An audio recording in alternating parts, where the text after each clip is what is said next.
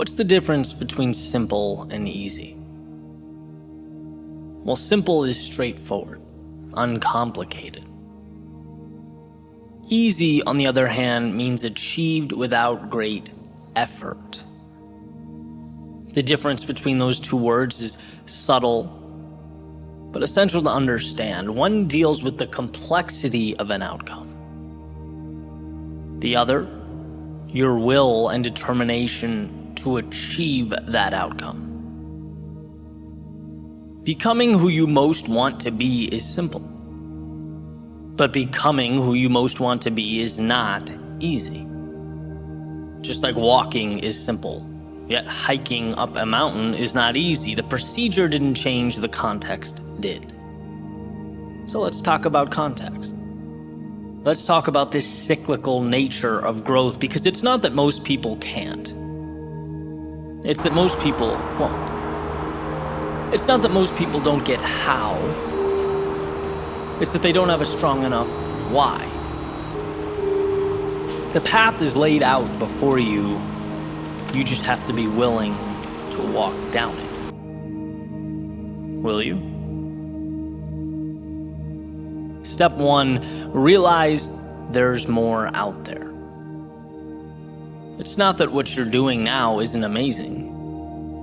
It's just that yesterday's act of courage is now today's status quo. What was the spectacular is now the mundane. What was once the ceiling you had to jump to touch is now the floor you walk on. So at the very least, it prompts you to ask, well, what's next? Simple, not easy. Step 2, the acquisition of courage. Yesterday's courage was a fight. It took a lot out of you, and it's ultimately what got you here. But it dropped you at the curb, it waved goodbye and went on its merry way, and here you are. You can stay here. A lot of people do. You can reminisce of the glory days, the old path, yesterday's triumphs. Or you can do that perpetually uncomfortable exercise of vulnerability. Stepping into tomorrow's unknown, reminding yourself that life's greatest rewards have a hefty price tag, and that price is discomfort. But I've already played this game, one might think. No, what you did was learn the rules. Now it's time to apply them to a new setting, and around goes the merry-go-round. It might seem like a replication from the horizontal, but here's the secret. You can't see the vertical. You have yet to look down and see your ascent, see what you're becoming. Just by staying on, holding tight, just by believing in yourself enough to begin again, you are fanning those tiny flames of courage in your soul that wait to be spread like a wildfire. Simple, but not easy. Step 3, mistakes. Now, of course, it's not the mistakes themselves you fear. It's what you think those mistakes will mean. Ridicule, embarrassment, lack of direction or identity, losing what you have. But here's the catch. When you realize the upside is greater than the downside, you liberate yourself. When you realize there's more to gain than to lose, your potential for greatness is born. How does one act on this? Mistakes. By making mistakes. By injecting yourself into the turbulence of progress. Our biology has not yet learned that the uncomfortable thing is the right thing, and that's why you get resistance. That's why it hurts. And it's why few people will accomplish what you will. When it comes to your climb, every day is opposite day. When they run out, you're running in. When they play safe, you play for the victory. To become who you might be, you must learn how to get there. Mistakes are your curriculum. Simple, but not easy. Step 4, trust yourself.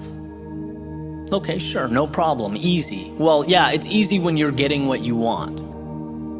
But evolution takes time, and there's nothing quite like giving and giving and giving and not getting. There's nothing quite like stepping up to the plate again and again and again and bringing no runners home.